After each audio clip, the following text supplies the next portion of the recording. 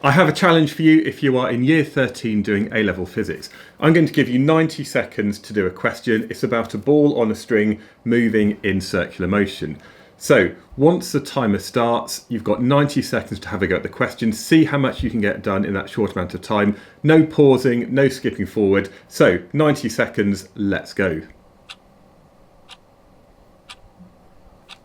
So a ball on a string of length 0.80 meters, it's swung in a horizontal circle at 2 revolutions per second. You need to calculate the angular speed of the ball, determine the linear speed of the ball, calculate the size of that centripetal acceleration, and also state the direction that the ball is accelerating in. So 90 seconds should be plenty of time for you to have a go at this circular motion question.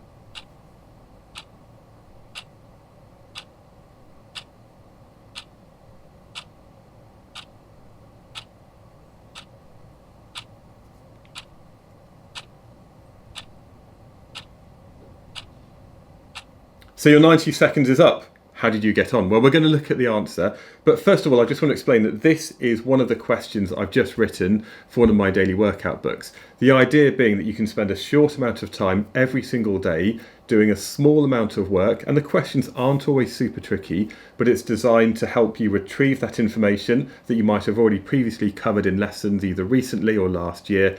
And by doing this spaced repetition, you're going to have a much better overall understanding of the course and see how everything fits together. So let's have a look at the question. The first thing is we need to calculate the angular speed.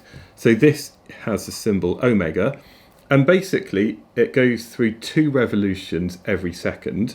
So let's think this is going to be 2 times 2 pi radians.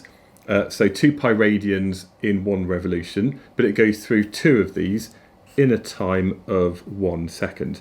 And therefore you've got 2 times 2 pi, which is going to be equal to 4 pi. Now, of course, we don't give our numbers like we would in A-level maths in terms of pi. So I'm just going to calculate 4 times pi, and that's equal to 12.57 radians per second. But the question has been given with information to 2 significant figures. So my final answer for this is going to be 13 radians per second. So that's the first answer.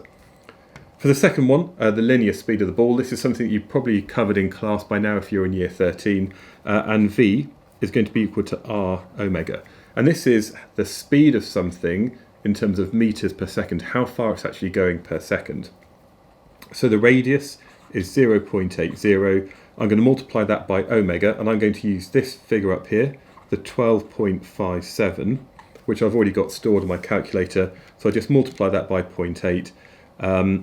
And that's equal to 10.05, which to 2 significant figures would be equal to 10 meters per second. Now the next one, the centripetal acceleration, there's 2 ways of working this out. We can either use v squared over r, or you could use r omega squared. Doesn't matter which one we're using, but because I've already got the value for v saved in my calculator, I'm just going to put this value of 10.05 squared, divide that by 0.80, and so I'm just going to take that previous answer, square it, divide it by 0.8, and this gives you an answer of 126.3. Now again, to give that to 2 significant figures, I'm going to write this in standard form as 1.3 times 10 to the 2 meters per second squared. So I've been consistent in my use of significant figures. And finally, a state. This is just often maybe 1 or 2 words we need to write down. The direction that the ball is accelerating in. So the ball is going to be travelling in a circular path with this kind of fairly pretty much horizontal path, but it's always going to be accelerating towards the centre of that circle. And therefore, the answer for this is towards the centre. Now, granted, that took me more than 90 seconds because I was explaining each step stage by stage. But once you've done lots of physics, you can just write this straight down. And don't make the mistake of thinking you've got a small amount of time to do something in, and therefore you don't need to write your full working out. If you don't write your full working, you're much more likely to make a mistake. So even when you've got a time pressure, like in your real tests and your real exams, always go through the basics of writing down the equation, putting the numbers in, and then giving your answer to an appropriate number of significant figures. Now, of course, that maybe take a minute or a couple of minutes, and I've got other questions here, and I've also got other questions for the rest of the month that you can actually have a go at doing if you sign up to my challenge, my 30-day challenge. What I'm doing is I'm going to give you an email with a question in it.